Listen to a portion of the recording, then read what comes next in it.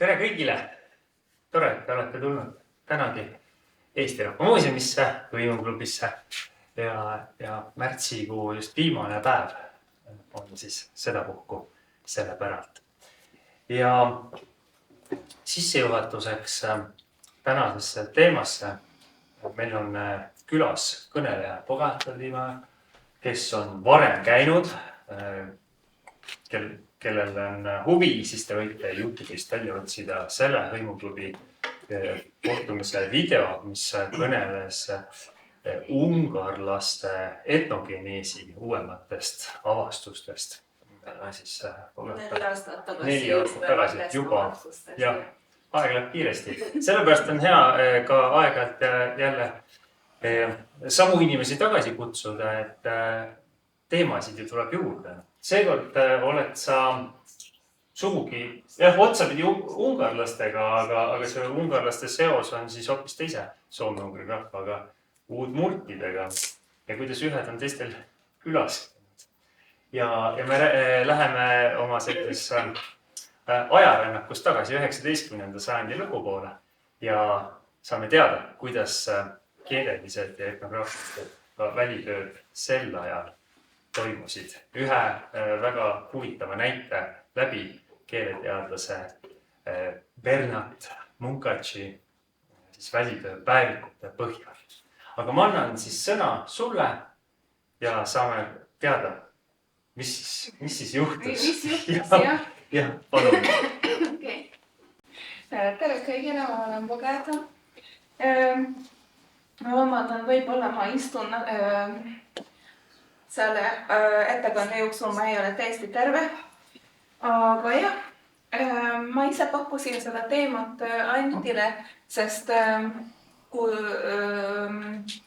nagu Munkaci unistus oli Udmurtimaal käia, minu unistus oli küll rääkida sellest teemast laiemalt, kuna Munkaci päevik minu teades on ainult ungari keeles saadaval, aga see mõjutas mind väga sügavalt siis, kui ise lugesin seda umbes 8 aastat tagasi ja see räägib noormehe esimesest välitööst.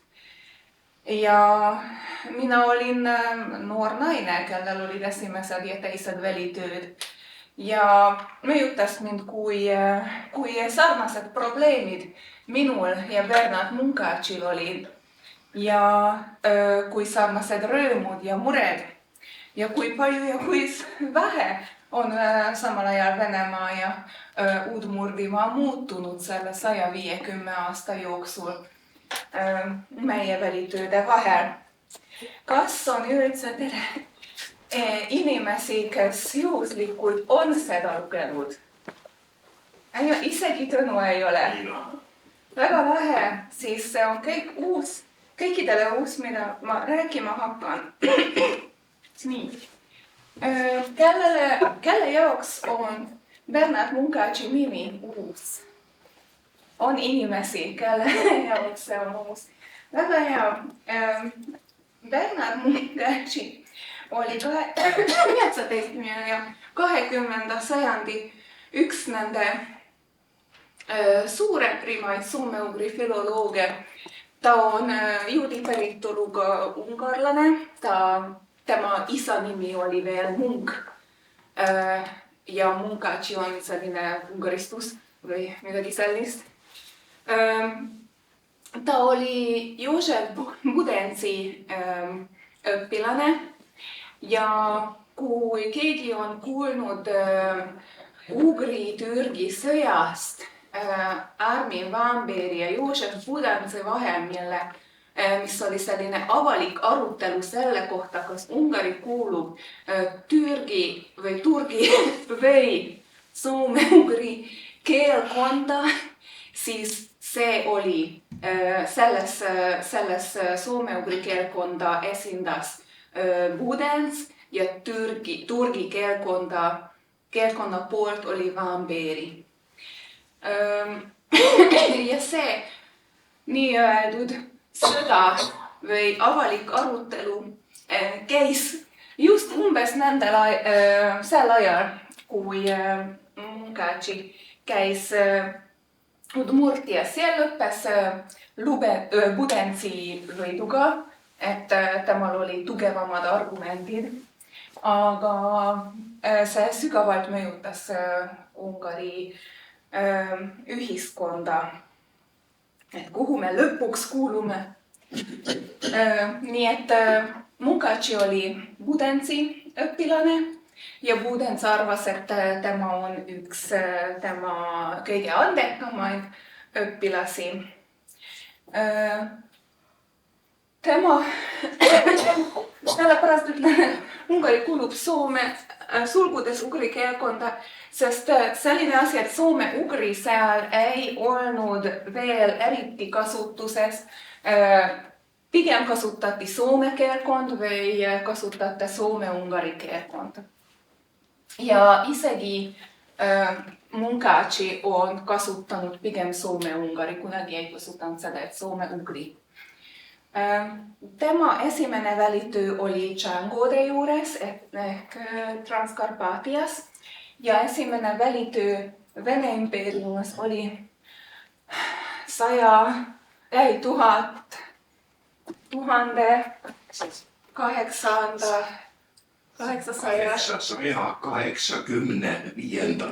Aitäh aastal Udmurtimaal selle suvel ja sügisel.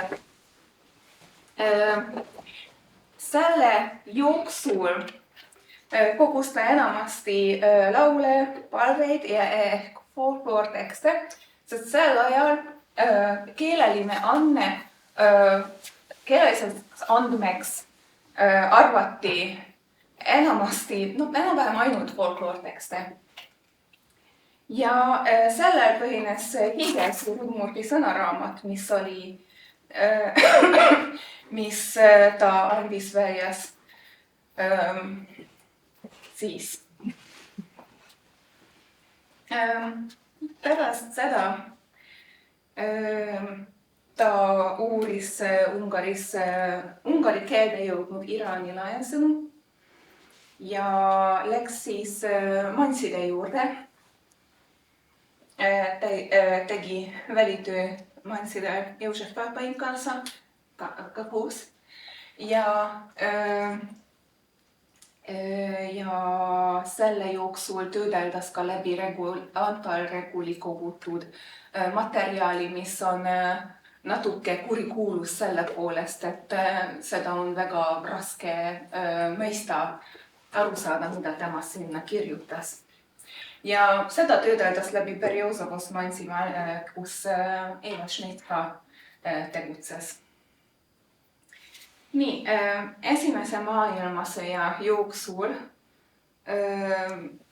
korraldas seda kuulsat sõjavankide intervjuusid ja sellest on mõned äkki kuulnud, et esimese maailmasõja jooksul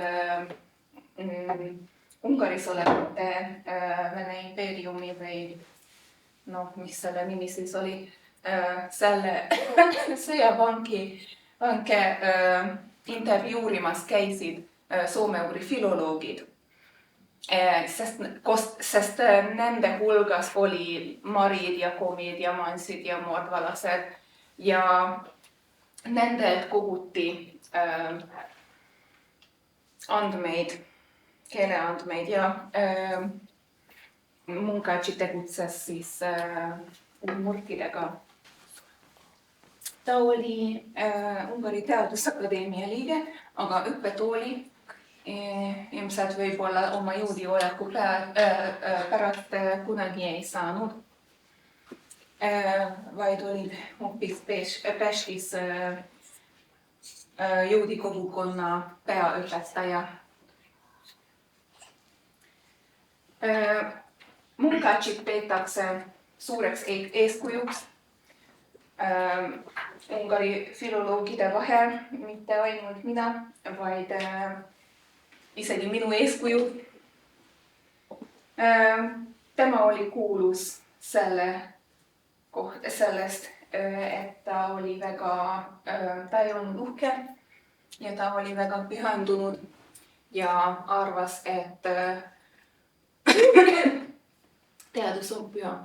See on iseenese kirjeldus, see töö ehk Soome või filoloogia ei andnud mulle leiba, aga ma töötasin selle kallal ustava visadusega elu paljude keerdkäikude keskel. Minu vaimset jõudu selleks karastas teaduslik moraal, mille säravaks eeskujuks Budens mulle oli ja mis ühelt poolt kaitses mind heidutuse ja letargia eest, mind teiselt poolt hoidis mind eemal vigades, mis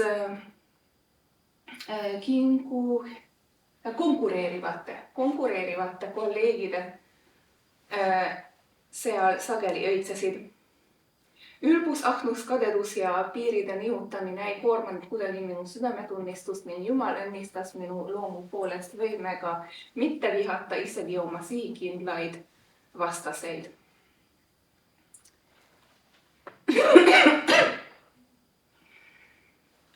Ja seda näeme päevikus ka. Selle raamatu lugu on see, et me alati oleme teadnud, et Munkachi pidi päeviku, ja see oli osades juba loetav tänu Munkachi tütrele Noemile, aga tema toimetas seda kõvasti, et on välja jätnud päris palju osasid siit, et nii-öelda oma isa mainet hoida. Ja päeviku koopia oli multiteadlase Anatoli Uvarovi käes, kellele on vabandust, ma ei tea, miks ma soome keelt räägin täna. Temale on pühendatud see raamat. Ja tema eesmärk oli selle udmurtikeelde tõlkida ja välja anda. Toonal Iževskis töötas István Kozmács, kes oli siis pärast Szegedi õppetooli või soome-ugri osakonna juhataja. Ja István Kozmács töödeldas läbi seda käsikirja. Ja Kozmács oli ka, tema tahtis päeviku tervenisti välja anda, sest ta arvas, et tegelikult ei ole midagi siin sees, mis halvastab Munkachi mainet. Aga kindlasti on natuke mitte ainult teaduslikke osasid siin. Nii et Kozmács pani selle kokku, aga Uvarov kahjuks suri 2005. aastal ja raamat anti välja aastast 2008 Nitras, mis on juhuslikult ka Munkachi kodulinn ja selle ja Kozmáchi töökoht Nitra ülikool. Kui ma sellest räägin, ma näitan korraks, et selle raamatu päeviku osa on ainult nii pikk nagu see, et 1/3. Ülejäänud 1/3 on kirjavahetus. Mitte ainult Munkachi ja Budensi vahel, vaid näiteks soovituskirjad ja teised asjad, mida näiteks Budens palus või küsis teistelt ja nii edasi. Ja 3/3 on ainult märkmed ja selgitused sellest, et mis on mis ja kes on kes. Ma annan selle ringi, aga siis küsin tagasi. See on küll ungari keeles, aga lõpus on ka paar pilti, mis näitavad selliseid enam-vähem millistes olukordades see välitöö käib.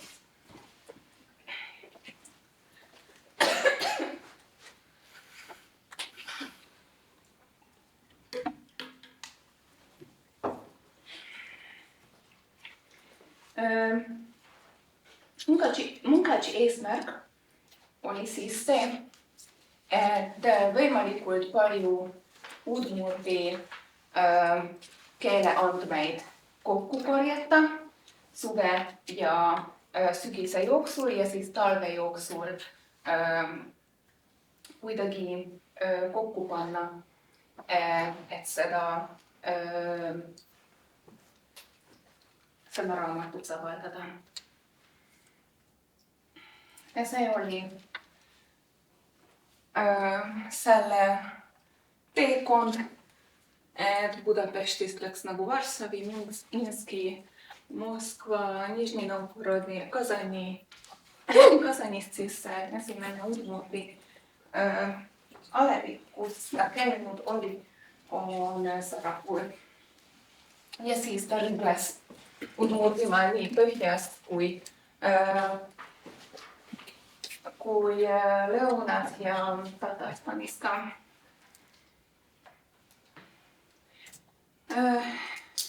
Reisist ma ei taha väga palju rääkida. Tema oli küll hirmul, aga tema sõber luhutas teda, et Jumal aitab teda oma ettevõtmises ja et ole õnnelik, et nüüd oled saavutanud selle, mida oled lapsepõlvest saati igatsenud. See on minu meelest päris tuttav tunne, kui inimene läheb esimest korda sinna, kuhu tegelikult tahab minna, aga meeletult hirmus on kõik. Tuleb Varssavisse, kurdab reisitingimuste üle. Varssavi oli siis juba Vene impeeriumi osa. Ta oli küll häiritud politsei poolt, sest politsei avaldas väga palju huvi enamasti tema raamatute vastu. Ja eriti ei uskunud, et ta tõesti lihtsalt nagu keelelisi andmeid korjama läheb. Siis ta mõtiskles Poola rahva kohta, mille iseloom tema pärast on tohutult ülbe ja kangekaelne. Kunagi ei tunne rahu oma tingimuste suhtes. Ma ei kujutagi ette, mis probleem poolakate seal oli vist. Aga see ilmselt oli sellepärast, et poolakad ei tahtnud, et tema nendega samas kušetis reisiks. Ja siis läks Minski ja Moskvasse. Moskvas mainis kiriku ehitist, mis oli üllatav ja mida oli varem näinud ainult püütidel. Seda on ka võib-olla arvata, et mis kirik see oli. Ja ta kogu aeg otsis juudi kogukonda ja varem ta käis sinagoogides niisama, aga Moskvas oli juba sellised tingimused, et pidi jälgima juutlasi, et üles leida palvetamiskohti. Ja sest juudid palvetasid kuidagi nagu salaja. Ta käis konsuli juures, küsitles selle kohta, kuidas Volgani jõuda. Konsul pikendas tema passi ja suunas teda Nižni Novgorodisse, kus sõitis rongi peal klassil ja ütles, et tegelikult on täiesti mugav.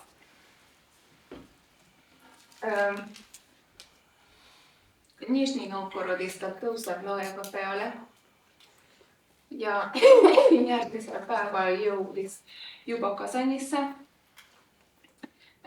Seal tema tegi sõprust Jegor Ivanovitšiga, kes oli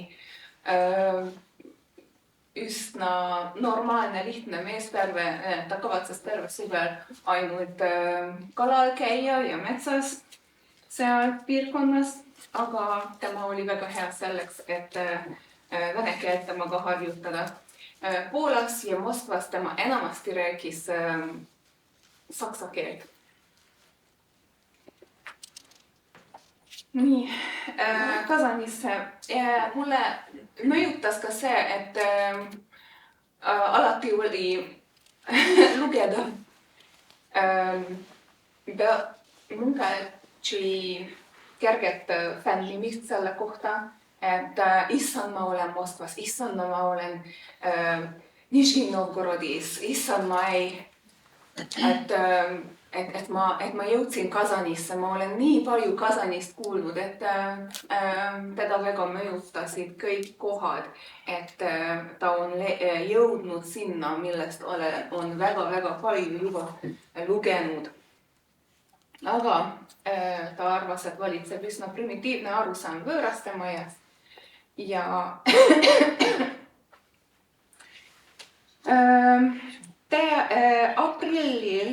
aprilli lõpus kohtub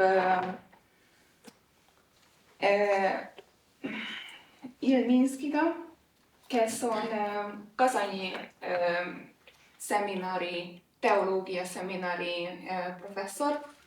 Olete kuulnud Kasani seminarist? Enamasti, jaa. Et kus õppisid paljud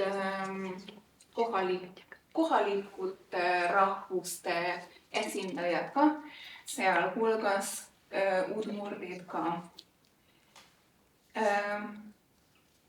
Ilminski oli see, kes tutvustas teda udmurdi õpilase Nikolai Ivanovitš Ivanoviga, kellest saab meie üks peategelasi ja kelle kõrval ta istus selle, kui te nägite seda pilti, mis reklaamis seda üritust. Seal oli vasakul Munkatši ja paremal Ivanov. Sel ajal oli 3 udmurdlast siin seminaris. Ivanovist peab teadma, et ta on väga sügavalt usklik ja arvab, et ainult õige usk on õige.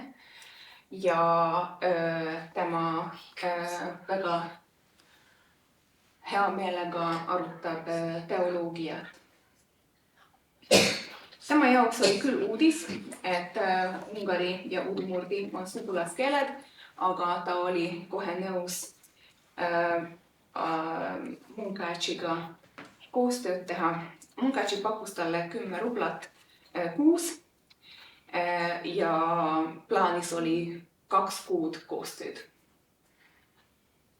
Ja ta võttis seda vastu natuke häbenevalt, aga nad leppisid kokku, et umbes 2-4 tundi nad teevad päevas koostööd.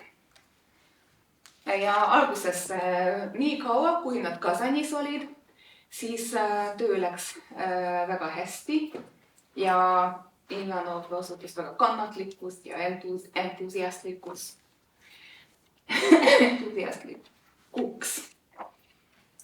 Samal ajal ta õhtuti endiselt rääkis vene keelt Jegor Ivanovitšiga ja mainis seda, et temaga peab kõvasti kalade maailma arutama.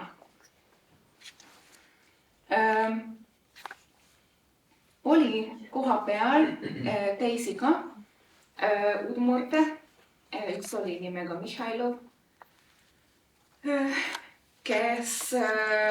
kellega alguses Munkatši proovis koostööd teha, aga Mihhailov häbenes ja siis ütles, et не могу думать ja siis ei tahtnud enam temaga mitte midagi teha. Ja sellepärast Munkatši arvas, et Ivanov on palju parem. Ta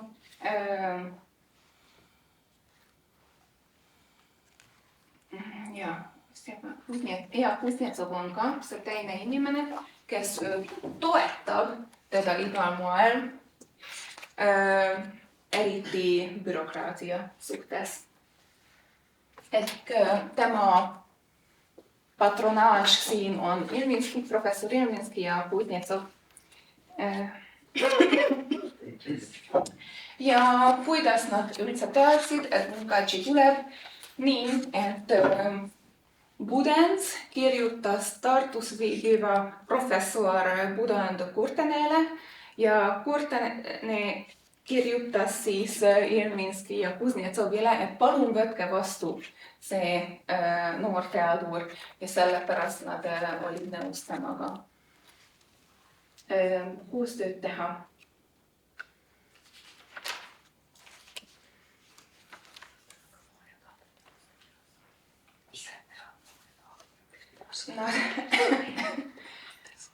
Pärast 2 kuud, kui eksamid olid läbi Ivanovil,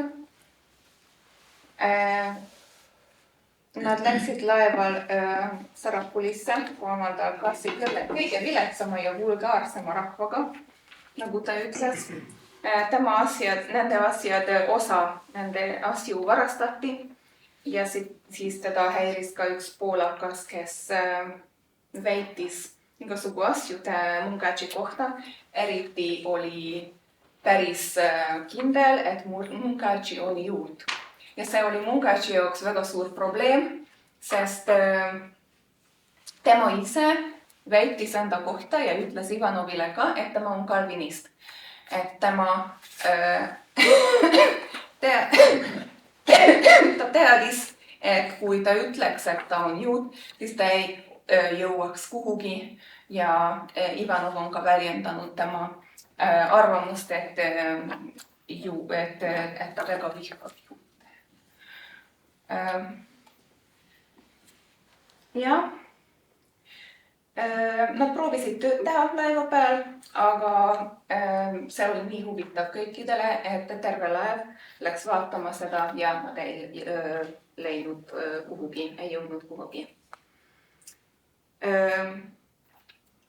Munkachi on ka hakkas tajuma, et Ivanov ei ole kogu aeg nagu väga tasakaalukas inimene, et ta on kuigi väga haritud ja intelligentne, ta mõnikord lihtsalt nagu sulgub iseendasse ja ei ole nõus üldse suhelda.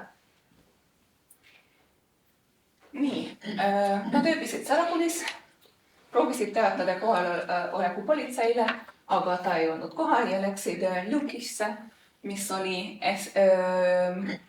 Ivanovi koduküla.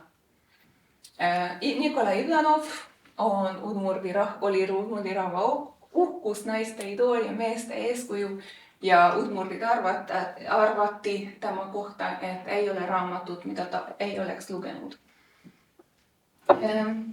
Kui nad lähenesid sinna kanti, hakkas rääkima Ivanov Ojotšebernu Udmurd Nüjoside kohta ehk ilusate tüdrukute kohta,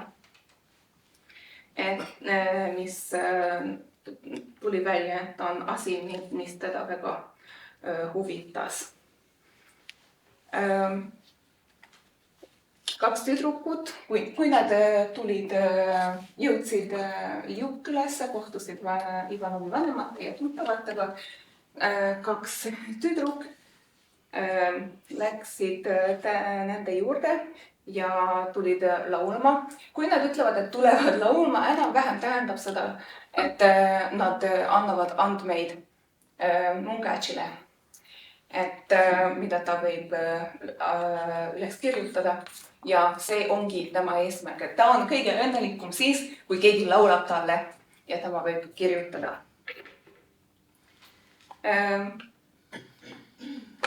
Aga siis need tüdrukud laulsid, aga siis ütlesid, et häbenevad ja tahavad hoopis Nikolaiga Kvalasse minna. Ja. Kvala. Teate, mis see on? Udmurdid, komid tahavad äkki, et selline kohalik pühapaik, kus elab voršud ehk kohalik vaim. Jah. Ja nii. Sel ajal hakkas tundma Munkácsi, et Ivanovi käitumine hakkas kuidagi ebasõbralikumaks muutuma Munkácsi vastu. Samal ajal Ivanov oli väga hõivatud oma sõprade ja naistuttavatega. Tal oli see sõber Trofim, kellel oli väidetavalt naine, aga talle siiski meeldivad tüdrukud. Ja Munkácsi nii palju kui nägi udmurtide kohta, kirjeldas neid nii noorust vähemalt, vabandust, kui on kirjavigu. Votjäkkide nooruses on armastus euroopalikus mõttes tundmatu. Niipea kui esimesed meeldimisest tulenevad emotsioonide sädemed on väljendatud, sisenevad armastuse viimasesse staadiumisse. Tüdrukud ise otsivad poisid üles, mõnikord nii-öelda viskavad neile kallale. Noormehed ei ürita meelitada tüdrukuid, vaid vastupidi. Näiud laulavad, tantsivad ja nii edasi, et poistele meeldida. Armukadedust ei ole. Trofimiga juhtus sageli, et lõbutses öö jooksul 3-4 neiuga. Seetõttu on tavaline näha tüdrukuid lapsi süles hoidmas, ega nad ei häbene oma seisundi üle. Votjäki tüdruk on uhke oma nii-öeldud kosilaste suure arvu üle. Muidugi sellest tulid haigused ja probleemid ka, aga see tabas Munkácsit nagu suur erinevus eurooplaste ja udmurtide vahel.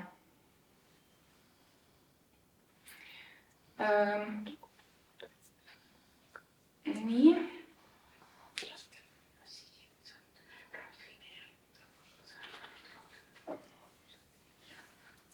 Nad viibisid paar päeva Lukis ja siis läksid tagasi Sarakulisse ja Kazanisse, kus kohalik politsei teatas, et ei ole võimalik edasi sõita. Irma arheoloogia seltsi soovituskirjata. See oli sama kohalik politsei, kellele nad tahtsid raporteerida, et nad on kohal, aga ei leidnud teda siis üles. Aga nüüd tuli välja, et pidi tagasi sõitma Kazanisse ja leidma kuskilt soovituskiri, sest bürokraatia. Samal ajal tekitasid probleeme ka kohalikud preestrid. See on siis siin olemas, et kohalik preester ei rõõmustanud nende Munkácsi tuleku üle ja ta väga tahtis neid takistada igal moel. Kas teil on mingi arvamus, miks preestrile ei meeldinud Munkácsi külastamine? Sest ta on teadlane kusjuures. Ja, ta on teadlane, aga see ilmselt on palju parem kõrgemal tasemel inimene kui tema. Aga keegi ütles usu pärast. Ja, usu pärast, sest kohalikud udmurtid olid küll nagu neid kristiti, aga ikka nagu harjutasid veel neid paganlikke, või kuidas öelda, vanu traditsioone. Ja see preester, kes tegi oma tööd muidugi väga halvasti, ei rõõmustanud ja kartis, et Kazanis saadakse teada, kui halvasti ta oma tööd teeb. Et udmurdid on endiselt nii mittekristlikud ja siis tema jõuab mingi halvasse olukorda.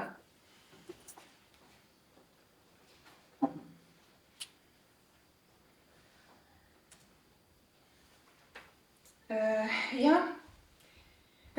Alguses nad tahtsid Permi ja Ufa piirkonda udmurtide järele minna, aga see ilma soovituskirjata muidugi ei õnnestunud. Ja siis nad otsustasid sõita hoopis Jelabuga rajooni poole, et kohaliku teadlase Boris Gavriloviga kohtuda, aga kui laev peatus Solokis ja Ivanov läks sinna võõrastama ja ta kohtus oma sõpradega ja ta sai teada, et Gavrilov oli surnud. Ja soovituskiri hilines, kuigi Kuznetsov oli lubanud seda, et teeb ära. Paar asja selle kohta, mida Munkachi on maininud selle aja jooksul. Üks oli lehma surnuajad, mida oli päris palju. Sest umbes 5-10 aastat tagasi oli see suur haigestumine ja suur,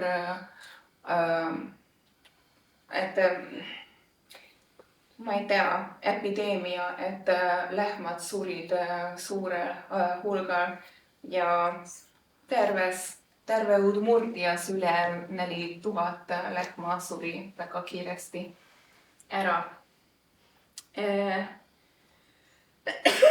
Kuigi siis, kui Munkachi käis, siis oli juba olukord natukene parem.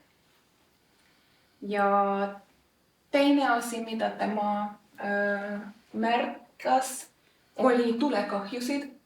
Et oli nii palju tulekahjusid, mida ta on näinud nii linnas kui metsas. Ja ta ütles, et kohalikel on see veider komme, et nad ei tee midagi, et kustutada seda tuld, sest arvasid, et see on kuidagi jumala tuli. No see ei ole ainult nagu udmurtide asi, see venelased keitusid ja tatarlased ka samamoodi.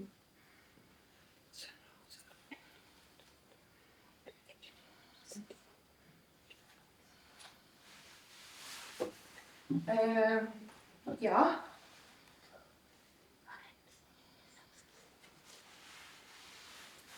Nii. Kas siin on või ei? Ja läks tagasi Kazanisse. Ja. Ja mida teha, et soovistuskiri kätte saada?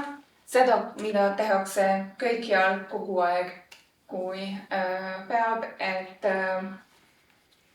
Munkachi käis igal pool Jeminski juures, siis Kuznetsovi juures, siis teise ja kolmanda professori juures ja käis nende juures nii kaua, kui keegi lõpuks andis ühe. Ja siis sai ja edasi minna. Sama, et ta kurtis väga palju Nikolai Ivanovi käitumise üle, et Ivanov oli mitu päeva, et Ivanov üldse ei teinud temaga koostööd, kadus ära, oli hoopis sõpradega või lihtsalt ütles, et ta ei tea, ta ei oska aidata.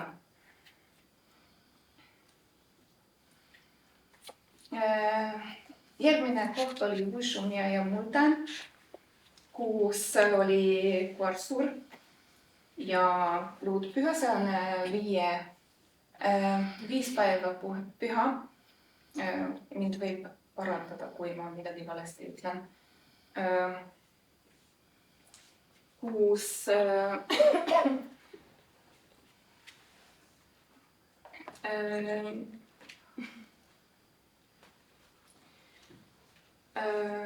mis on udmurtide traditsiooniline püha. Ja seal käis mitte ainult Ivanov ja Munkaci, vaid tema sõber Trofim ja isegi tema idool või nagu Ivanovi ihaldatud naine Ofima ka. Ja sellest tuli väike draama. Munkaci kirjeldab detailselt Quarsur ja luudpüha, aga üks, mis tema jaoks oli väga huvitav, on see, et Quarsuri ajal oli alati ka Siuan ehk pulmad, 2 tükki. Ja seal teda mõjutas väga Udmurdi laulud, mis olid naiste itked. Ja ta alguses arvas, et see on pruudi itk, aga tegelikult kui ta läks itku järgi, siis tuli välja, et pruudi õde itkes, sest tema ei käinud, temal ei olnud Siuan, ta lihtsalt läks elama kellegagi ja tal oli suur häbi selle pärast ja siis ta läks põllule, et seda nagu ennast välja nutta.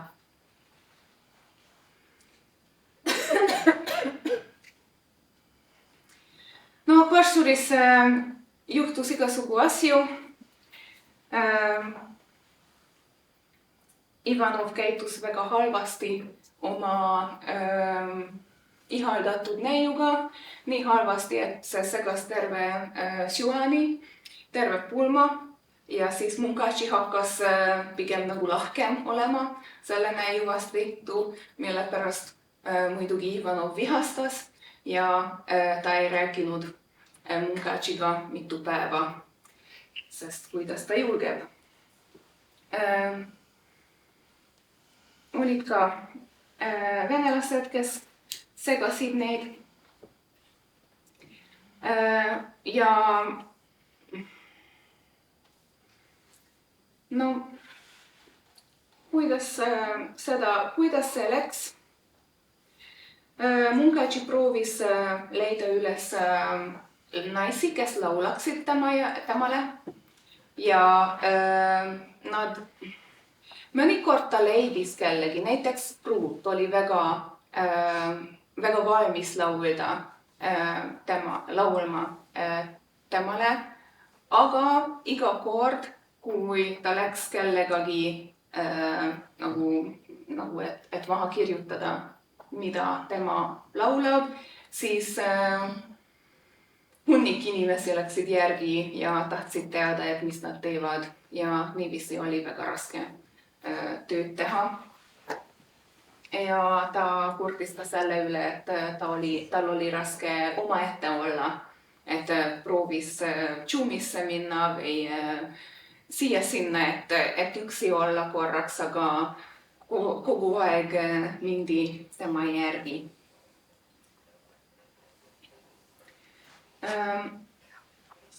Ja siis jälle mõtiskleb Udmurdi armastuse üle, mida ta arvab, et kehaline armastus on tavaline, aga suudlust häbenetakse, et inimesed ei suudle. Ja armastus on puhtalt vaimne ja ei muretse sellega, mida keha teeb. Ja inimesed julgelt nagu ütlevadki teineteisele, et kellega nad on koos olnud.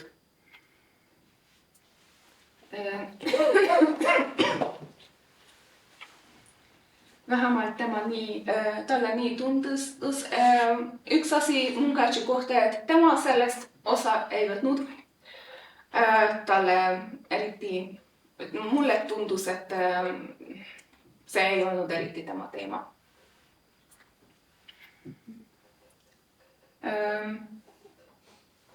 Oli siis luud püha, kus tapeti hani ja söödi tšuštabanj. Mis on tšuštabanj? See on nagu leiba moodi küpsetatud pühade toit. No kõik teate, mis on tabanj. Ja, sellist. Kas ei ole kuulnud tšuštabanjist? Juice või tšuš? No see ütles, et see kirjutati nagu tš-ga. Ahah. Siis munapann koogib, Okei. koogitud muna ja küpsetatud. Ja kollane. Jaa. Et Munkachi detailselt kirjutab, et seal pühal veetakse igasuguseid jooke, mida pandakse erinevate kuidagi nagu mitte purkide sisse ja jagatakse seda tabani ja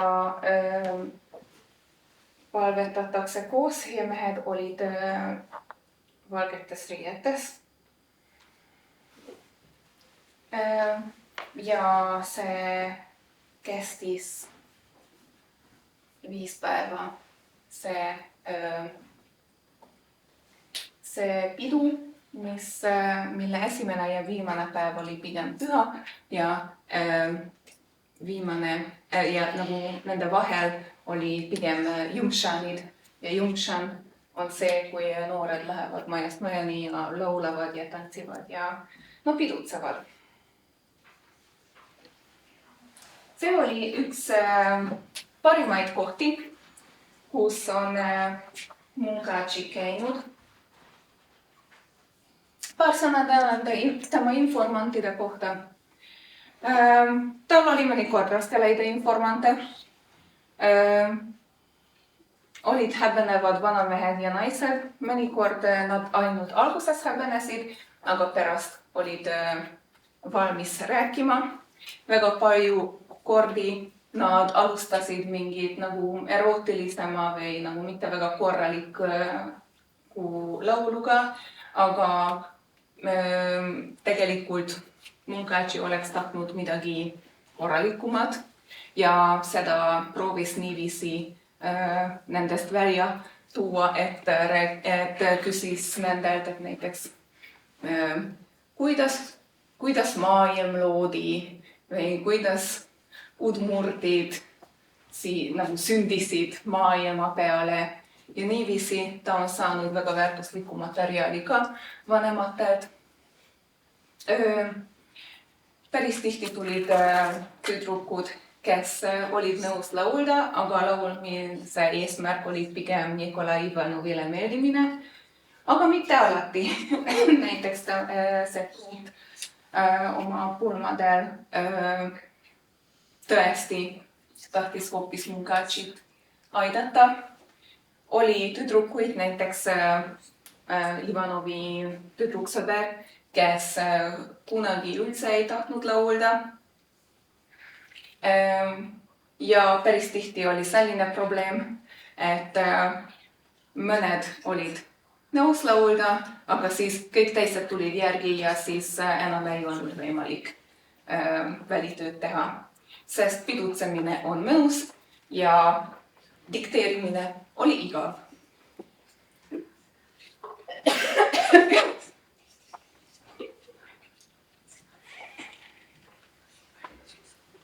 Järgmine koht oli pigem põhja poole. Tšaktapin ja Valesinu. Tšaktapis nad kohtusid vanemate inimestega ja see läks hästi küll, kuni ilmus 3 udmurdi tüdrukud, Marja, Oljana ja Okilina. Ja nendel olid omad eesmärgid. Nad alustasid küll laulmisega, aga siis hakkasid, mul ei ole rohkem paremini öelda seda, aga Marja ja Olena, kes olid vanemad, hakkasid ennast pakkuma Ivanovile. Ja nii juhtus see, et kuna Munkaci keeldus sellest, et Nikolai, Marja ja Olena, ma tsiteerin, terve öö jooksul põranda peal ajasid omi asju Munkaci Okilina ja nende vendade silmade ees. Munkaci oli sellest väga häiritud, aga veel häiritum oli järgmisel päeval, sest Okilina oli alles 16-aastane ja tema läks Munkacile järgi ja hakkas sellest detailselt rääkima, mida ta näinud on ja ta arvas, et see on lõbus asi. Ja Ivanov natuke häbenes tema ees ja jälle mitu päeva nad ei rääkinud ja ei olnud võimalik suhelda.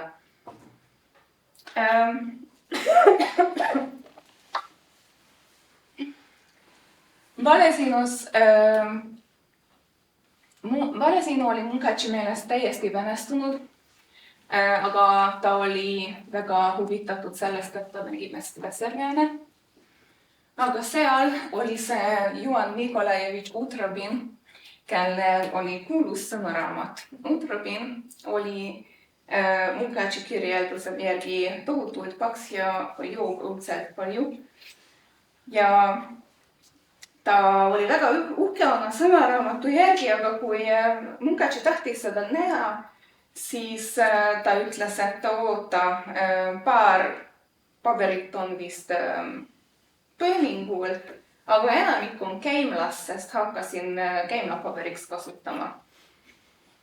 Ja siis ainult osa jäi alles sellest.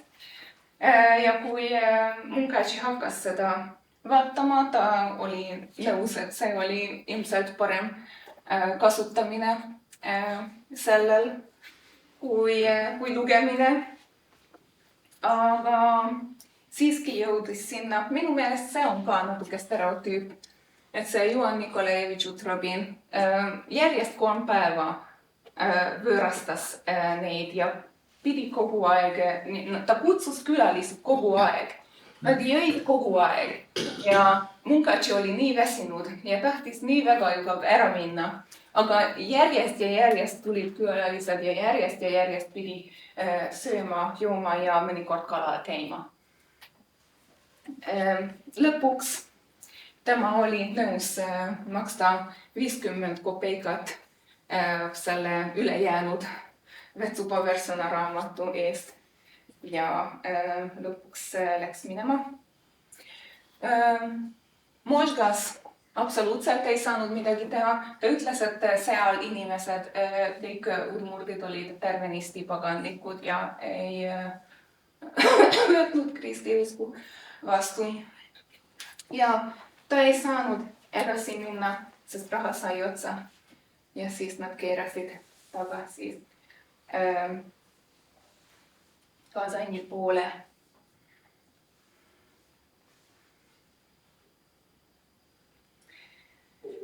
Nikolai Ivanov samal ajal hakkas nagu järjest vastikumaks käituma ja oli selline olukord, et kui Munkaci proovis temaga koostööd teha, tema pigem nagu keeras oma selga ja joonistas mingi paberi peale, et absoluutselt ei pannud tähele, mida Munkaci palus temal ja Munkaci vihastas nii palju, nii kõvasti. No ta on üle peaaegu 2 kuud juba temaga koos olnud ja proovis taluma seda käitumist, et ta kaotas lõpuks oma kannatlikkust ja seisis üles ja võttis selle paberi ja pastaka tema käest ja viskas põrandale. Muidugi oli siis Ivanov vihastas ja siis ta ütles, et nüüd ma ütlen sulle, miks mina nii halvasti käitusin sinu vastu. et ma põlgan ja vihkan inimest, kes oma tegudes ja mõtetes kaldub kõrvale püha kirja sõnadest. Et tuli välja, et oli see Ivanov, kes käis Kasani seminaril, oli nii kõvasti õigeusuline, et tema väga sügavalt solvus, kui Munkachi ei käitunud nagu õigeusuline inimene. Muidugi Munkachi väitis enda kohta, et ütles, et ta on kalvinist. Aga näiteks, kui nad sisenesid tuppa ja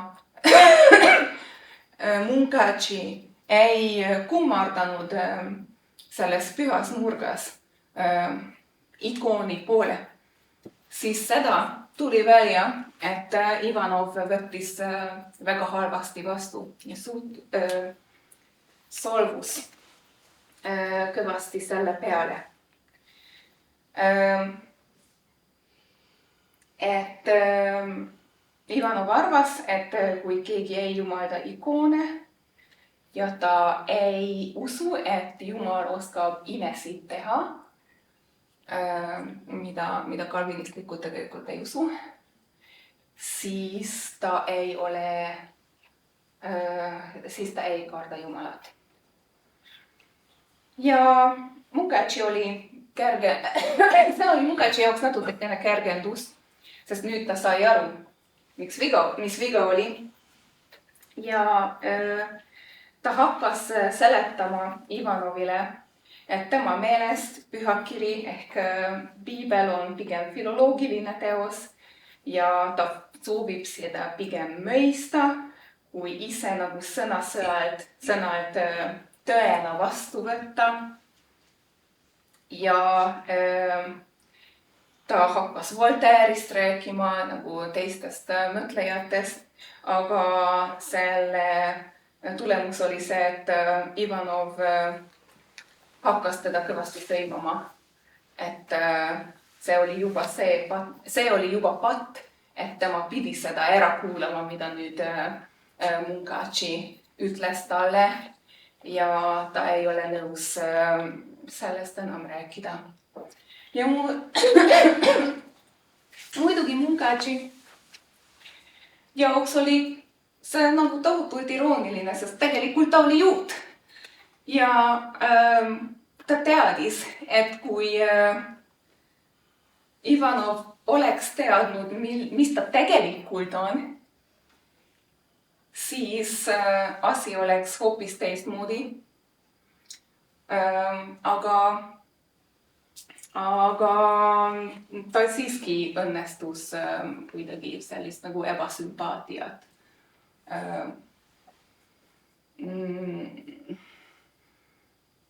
kehtestada või kuidagi nagu äratada Ivanovi sees. Ja nüüd ta mõtles tagasi, et tegelikult tema paljastas oma poliitilisi ja maailma suhtes vaateid temale, kui kahekesi olid.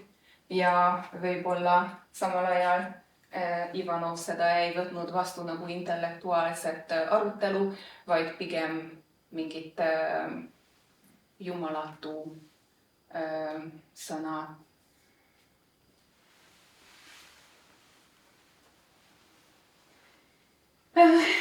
Nii nende töösuhe pärast 2,5 kuud lõppeski.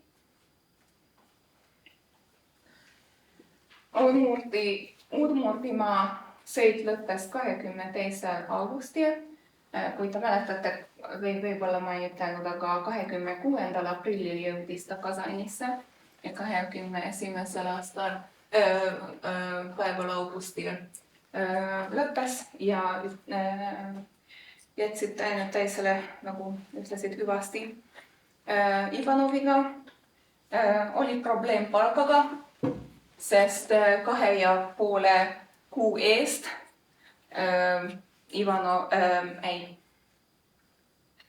Munkachi tahtis maksta talle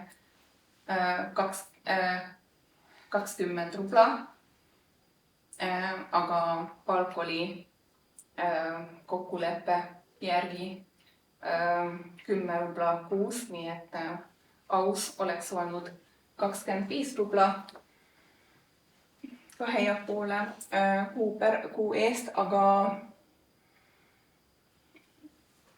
Munkachi arvas, et tegelikult oli nii mitu päeva, et Ivanov mitte midagi ei teinud temaga ja samal ajal ta sõi tema leiba ja kogu aeg nagu sõitis tema arvel, et niiviisi on õiglasem, aga Ivanov vihastas nii kõvasti tema peale, et ta pigem andis talle raha ära. Ta kohtus veel äärmainitud Mihhailoviga siin Kasanis. See Mihhailov oli see udmurt, kes ütles, et ja nie mogę dumać ja Munkachi arvas, et tema on rumal. Tuli välja, et terve suve jooksul Mihhailov on kogunud materjale, mida tervenisti andis Munkachi kätte. Ja see oli võib-olla isegi väärtuslikum kui kõik, mida Munkachi ise on teinud. Ja Munkachi kirjutaski maha, et ja mina arvasin, et Mihhailov on rumal. Et tegelikult ta on palju rohkem kasu toonud talle kui Ivanov üldse kunagi. Ta veetis septembri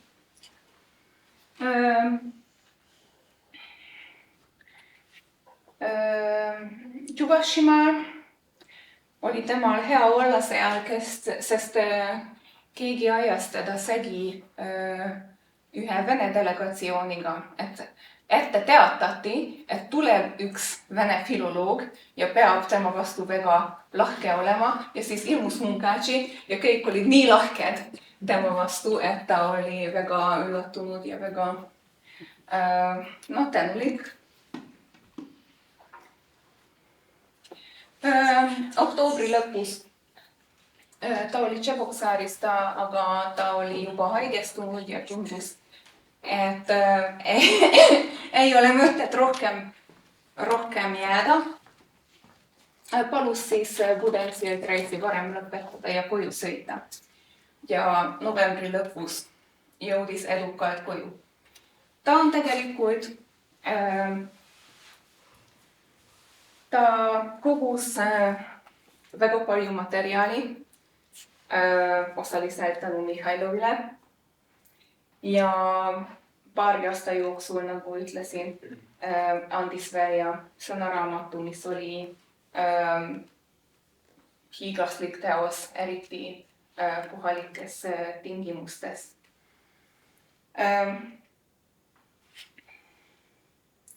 Ja kui ta koju läks, ma mõtisklesin päris palju selle peale, et miks nii läks.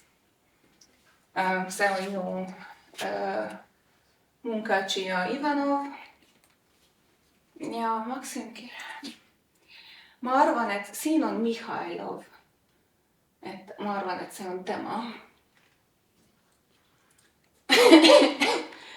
Ma tahtsin siia panna oma pildi, kus külastasin Munkachi hauda. Aga ei leidnud üles. Aga jah, et miks nii läks ja teil on võib-olla ka mõtteid, et see oli edukas, aga natuke mitte edukas. Ta ei leidnud sõpru eriti, ta ei olnud päris rahul kõigega. Ja ma mõtlesin küll, et kuidas on üldse võimalik ette valmistuda esimesele välitööle. Et võib-olla sul on head materjalid, aga keegi ei õpeta, et kuidas käituda Udmurti külas. Ja vähemalt mind ei õpetanud ja või Tatari külas või Mari külas või ükskõik. Et teda tabas kindlasti palju kultuuršokki. Tema oli ka väga tundlik inimene. Ta rääkis väga palju sellest. Ta kurvastab väga palju oma reiside jooksul ja ütles, et isegi kui ma olen rahulik, see tähendab seda, et see on sellepärast, et ma tean, et mina olen vaid väike Mis on porsem? Porsem. Tolmukõbe. Mida? Tolmukõbe. Tolmukõbe maailmas ja olen täiesti Jumala käes ja kõik toimub nii, nagu Jumal on ette määranud. Selline introvertne ja melanhooliline inimene ilmselt oli näha, et ta ei tunne ennast väga hästi.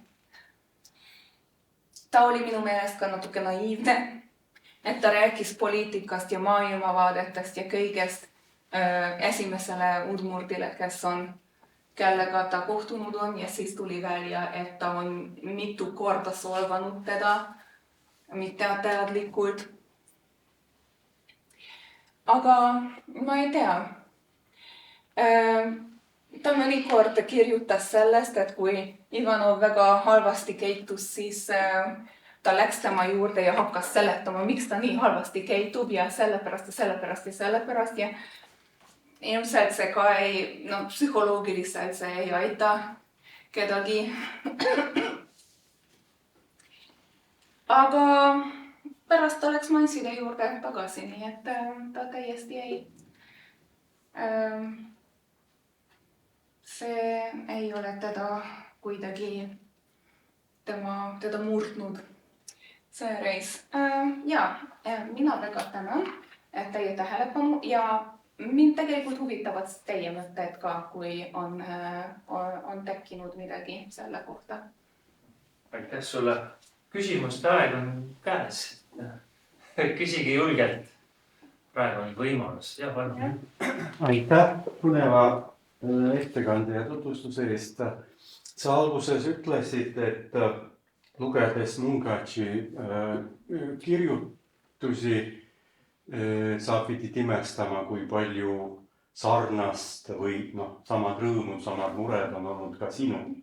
Et ma aiman, mis need võiksid olla, aga kas sa äkki paar tükki ütled, et mis nagu sa mõtlesid, täpselt samamoodi nagu oli mul? Jaa. No üks oli, mis minu jaoks oli mitu korda pani mind naeratama, on see bürokraatia. Et sa kunagi ei tea, mis paber on vaja, kelle käest seda paberit saab, millal see jõuab, kas jõuab üldse. See oli minu jaoks väga tuttav olukord. Oli väikesed detailid ka, näiteks see, et rongi 3. klass on täiesti tore. Et mina olen tohutu platskaarti fänn. Mulle väga meeldib platskaartid reisida. Ja see ka, et ta jõudis Moskvasse ja kohe läks selle imeliku kiriku juurde ja mina tegin seda sama iga kord. See ka, kuidas mina olen teatud moel sotsialiseerunud ja mina olen harjutud teatud tüüpi inimestega, aga külas elavad täiesti teist tüüpi inimesed, keda huvitavad teised asjad, kes räägivad teistmoodi, kelle jaoks on teistmoodi suhtlemine normaalne. Ja see mõnikord oli lihtsalt raske ära harjuda sellega. Mina ei elanud läbi selliseid asju nagu Mungatši, kindlasti mitte. Aga suhtlemisstiil, isegi kui ma mõistsin seda keelt, oli võõras. Ja see ka, et kuidas ei saa üksi olla. Et alati tullakse järgi. Alati pakutakse midagi. Ma mõtlen, kas oli veel. Aga jah. Ja mõnikord see, et ma tundsin ennast väga eksinult, et näiteks kui oli mingi püha, et kuidas keituda.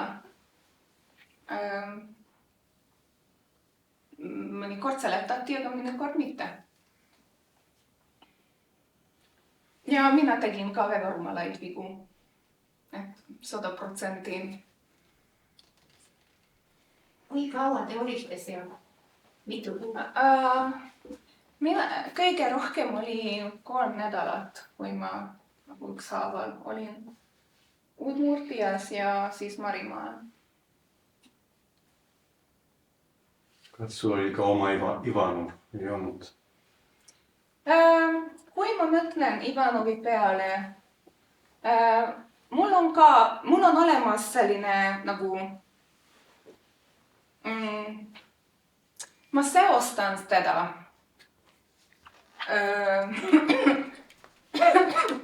paari tuttavaga, et mõista tema iseloomu. Mõnikord mul tundub, et ma leian üles Ivanovit oma sõprade seast, kui ma väga otsin. Aga minul just sellist ei olnud. Õnneks mul oli vanem selline juht, kes ei olnud nii huvitatud vastasest soost enam. Ja oli palju lahkem. Nüüd te olete Udmurtimaal ja Marimaal käinud. Mis erinevused on Udmurtide ja Maride vahel? Ai. No ma võin oma kogemusest rääkida, mis võib-olla teistel on teine kogemus.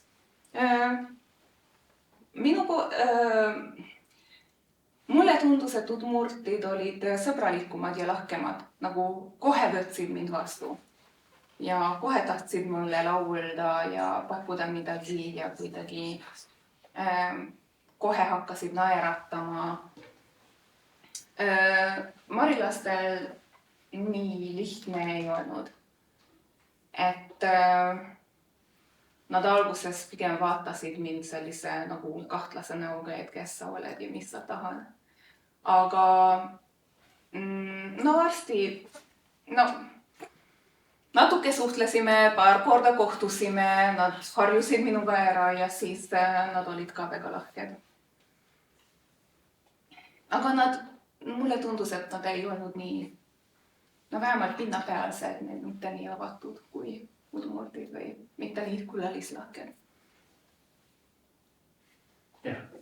Kuivõrd see oli väga huvitav. Ma ise tegin diplomitööd materjalide põhjal. Kirjutasin udmurtide etnoloogiale. Ja mõtlesid, et äratundis oli sul, et päevikud lugedes. Mul käepärast küll päevikud ei olnud, aga ma tutvusin nende materjalidega. Ja udmurtina ma tundsin tekste, mida olid vanaemalt kuulnud.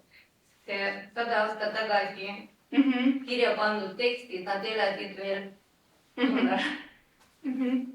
Et nagu samasugused tekstid olid Munkachi juures ja teie vanaema.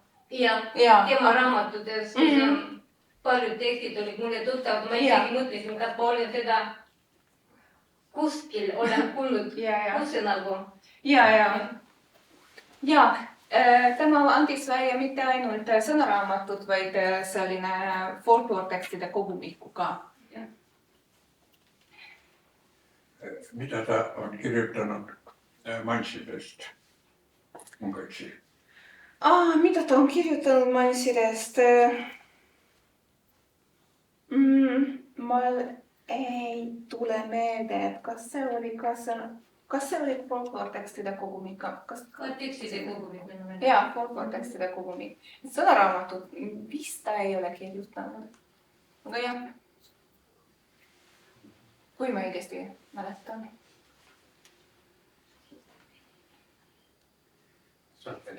Ma küsiks veel selle Munkachi tütre Noemi toimetatud tekstide kohta. Sul oli jutumärkides nagu, et isa mainet, ma ei tea, kaitsta või säilitada. Et on sul, tead sa, mis osi ta jättis välja või miks põhjusel või? Ma ei ole lugenud Munkachi Noemi enda raamatut, mille nimi on Enti Naid Madjar Njäävis ehk üks suur ungari keeleteadlane. Nii et ma ei või kindel olla, mida tema välja jättis, aga Munkachil endal on päris palju hinnanguid selle teksti sees. See oli üks ja no vist nendest asjadest, millest siin olen kirjutanud ilmselt või olen rääkinud väga palju ei jätnud sisse, sest teksti selle raamatu eesmärk oli näidata, kui suur keeleteadlane Munkachi oli.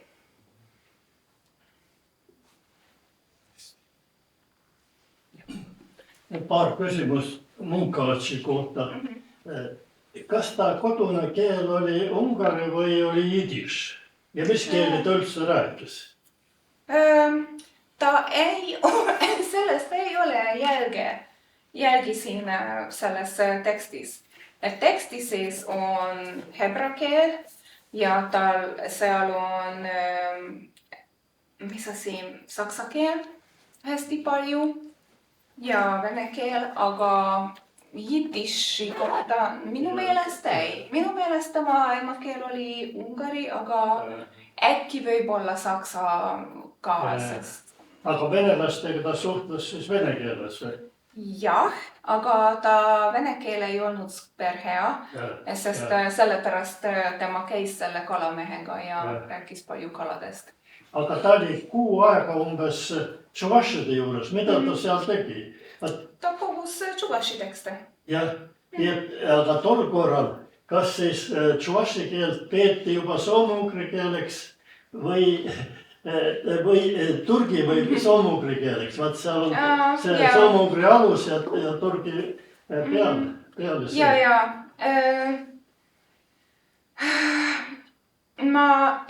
Sellest oli küll jutt, et pikalt peeti seda ühe soome-ugri keelte haruks.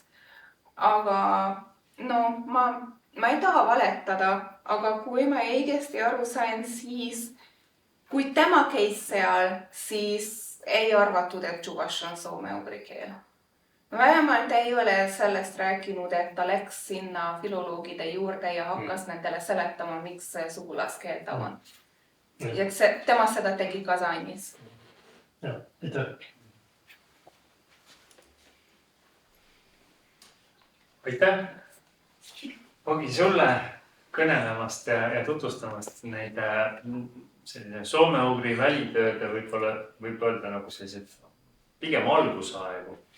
See pole kaugeltki kõige esimesed välitööd, aga ikkagi sellise teadusharu pigem varajased etapid.